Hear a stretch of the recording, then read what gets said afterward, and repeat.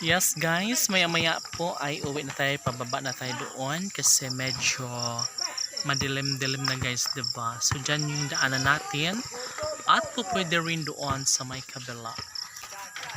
Doon sa kabila. Ikot kayo dyan, papunta doon and then go. Diba? So, dito guys ay tumubo na rin ang mga ano dito. Yung mga kasagbutan kasi before guys kasali ito sa ginagawa namin lalong lalo kapag may tupad, no? Pag tupad is talagang expected na maging malinis ang area dito kasi nga kasali ito sa area na nililinis ng Barangay Cantagnos Relocation Area. So hanggang dito yan guys, dyan. Kita nyo po yung dyan sa may yan, dyan yung hanggang doon yung nililinisan guys, diba? Ganun kasipag kasi ano yun 420 a day, 431 a day, sama ganun. And that is 15 days, so kukuha sila guys ng mga around 5 to 6k, diba? So not bad kasi ilang oras lang yung paglilinis and then marami kayo kaya sadyang malilinis talaga yung area, diba? And syempre guys, opo, siyempre noon lang yun last year pero ngayon parang wala na, no, parang bihira or malabo nang meron kasi parang bawal na siya,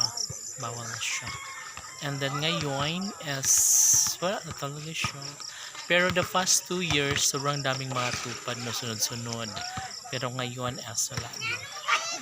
Kasi nga sabi nila umaasa lang daw ang mga Pilipino sa ganong eksena pero hindi naman kasi pera yon ng mga taong, pero wala tayong magawa, no? So ganun talaga. But anyway, dito guys sarap lagyan ng kalabaw dito, no?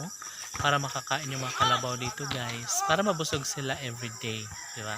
Pag ako merong kalabaw ilagay ko dito, pakainin ko dito sa morning, sa lunch, sa gabi, yeah, di ba?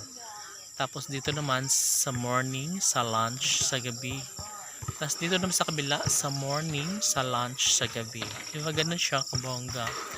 And syempre guys, gagawin na. And yeah, marami parang dito guys sa mga halamang gamot. Halamang damo. Tama? Halamang gamot.